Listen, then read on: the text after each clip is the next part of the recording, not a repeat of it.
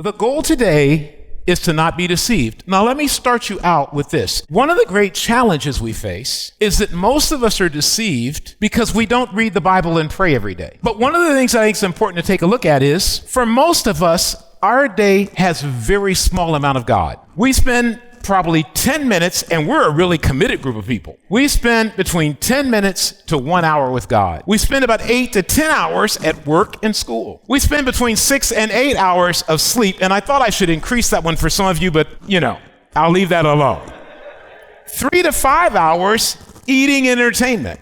There are some of us in here who spend 2 hours a day on Instagram alone. We spend 15 minutes with God, 2 hours on Instagram. We wonder why we're wondering about God's existence, because we're putting more into our head that has nothing to do with God than God. We wonder why we're so lonely, or we feel so terrible about ourselves. It's been documented, right? We love Instagram, we love Facebook, but it's a scientifically documented fact that most people feel worse about themselves after than they felt before. And so, but we spend 3 to 5 hours pumping it in, and no wonder we feel terrible about our weight. No wonder we feel stupid about our grades, because we're taking everybody's best shot and we're comparing it to our worst shot. And we're giving Instagram, Facebook, Twitter, a podcast 3 to 5 hours, and God 10 to 15 minutes, and we wonder why our brain is messed up. We wonder why we're deceived. Now, I know some of you don't agree with me. That's fine. I don't live for you to agree with me.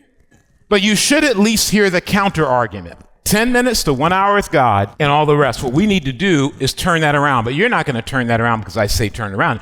You're going to have to be persuaded. You're going to have to be convinced. So let's get started. The first thing we've got to look at is the truth. When I was in college, again, studying religion under a really renowned professor, I won't mention his name, but he was great, but he and I locked horns a few times. I was in class once and I was questioning what he was teaching. He was teaching a class and I questioned it. I said, well, what about this? What about that? And he did not enjoy that interchange. And of course, when you're like 20 years old, you think you're smart and you think you know everything, and later on, you find out you didn't and you don't. But he goes, what is your problem? This is in front of a class of 40 people, which, I didn't really mind.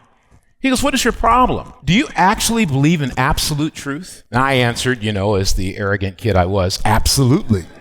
What is absolute truth? It means that there is a fundamental truth in life that transcends any other person's claim to truth. And when you believe in the Bible, which I do, you believe in absolute truth. You do not believe that truth is relative to your past, your experiences, or the last class you took. And that's what Jesus talks about in John 8:31. To the Jews who had believed him, Jesus said, if you hold up my teaching, you're really my disciples, then you will know the truth, and the truth will set you free. Why does truth set us free? Why is truth so powerful? Let's take a look. Truth helps us with self-awareness. That's what it does. Self-awareness. What is self-awareness? It's a conscious knowledge of one's own character, feelings, motives, and desires. In other words, when you're self-aware, you can see the real you. Most people that are under the age of 30 do not have self-awareness. You say, well, that's a big-time blanket statement. Well, let's take a look at it. When you're under 30, you're like, I could be an astronaut. Now, never mind that you don't know what that entails and that you've never studied engineering or astrophysics and you consider geometry difficult, never mind. But we form in our mind this sense of, I can be anything. And you know what? I don't want to take that away from us. I needed that in my life. I can be anything. But at some point in your life, you're going to bump up against some things. Sam Manuel, who played for the 49ers, and I were talking once, and I was like, I can't understand why I wasn't more of a star in basketball in high school. I can't understand it. He goes, well, Russ, height's a talent too. Now, some of you go, ooh. No, see, that's called truth. If we have a mental health problem, that's a truth. That's not a slander. If we have a learning disability, that's a truth. That's not a negative comment on your life. And what Jesus says is when you take on truth, you're set free. Why? Because you become self-aware and you stop being insecure about those things and you start being happy about who you are. Most men don't deal with mental health problems. Did you know that? Most of the time, in my last research, which could be dated now, it's hard to tell because statistics move very quickly. When it comes to anorexia and bulimia, the large percentage of people who have that are in their 40s. There's a lot of things that we're not always aware of with ourselves. You're probably sitting next to somebody today who has a learning disability, who has a mental health challenge, who has some kind of learning challenge. you're probably sitting next to somebody who does, and they may have gotten through life and been tremendously successful, but it doesn't change the fact that that's a reality. And a lot of us, we don't want self-awareness. We want self-deception, the action or practice of allowing oneself to believe. Sounds like American Idol, doesn't it? The action or practice of allowing oneself to believe that a false or unvalidated feeling, idea, or situation is true. You're hiding from the real you. It's my parents' fault. It's my professor's fault. That D is my teacher's fault. That's because my parents didn't put me in a good elementary school. That's because my grandparents had this genetic problem and it's been passed on to me. We're constantly trying to find a way to hold on to some false perceptions. My older sister, she passed away some years ago. She had a much better personality than me, much more wonderful, likable, everything.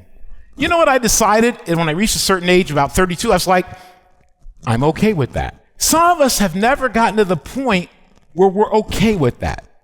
Somebody's going to be better than you at something. I hate to rain on your parade. Go ahead and put your umbrella up, but someone's going to be better than you at something. But for many of us who don't have self-awareness, that live in self-deception, we become crushed. Again, American Idol syndrome. I love American Idol. It's a sociological experiment. People walk up there who can't sing, insist they can sing. When someone says they can't sing, they swear at them and kick over cameras. That is a visual of self-deception. I love the ones that say, well, have you ever taken any voice lessons? Oh, no. I have natural ability. And then when they sing, the only person that they have is them. And then they go, well, my parents and friends say I can sing. Well, what do parents and friends often do? What do we often do for each other? We participate in the self-deception. A lot of us are going to be angry at this point. What is anger a sign of at this point? Self-deception. And uncomfortability with looking at who I am. And the lie. Where does the lie come from? Are you a liar? Am I a liar? In John 8 and verse 42, Jesus said to them, if God were your father, you would love me, for I have come here from God. I have not come on my own. God sent me. Why is my language not clear to you? Because you're unable to hear what I say. This is Jesus saying, you're unable to hear what I say. You belong to your father, the devil. Jesus said, you belong to the devil. How would you like to have been in that crowd on that day? Do you think Jesus would be popular today if he was here? He'd say, you belong to your father, the devil, and you want to carry out your father's desire. He was a murderer from the beginning, not holding to the truth, for there is no truth in him. When he lies, he speaks his native language, for he is a liar and the father of lies. One could make a good case philosophically that every lie has its origin with Satan, that we're self-deceived in some area of our life, and I went over this morning areas where I felt I was self-deceived, that I rely on God when I don't, that I'm independent of trying to get the approval of people in the world when I do. And I just made a list of the lies I tell myself that are not true. And instead of getting down, as I can see some of your faces, oh man, I'm bummed out now. We're not bummed out when we tell ourselves the truth every day. We're free. We're free to see someone maybe who can do things we can't do and then cheer them on. We're free to love our friends' success rather than feel less about ourselves when our friends are successful. We're free to admire our parents instead of feel bad about ourselves because we can't achieve maybe what our parents have achieved. We're free. We don't have to walk around with any pretense whatsoever. And remember this, lies we're nudged into by the evil one. Now remember what I told you.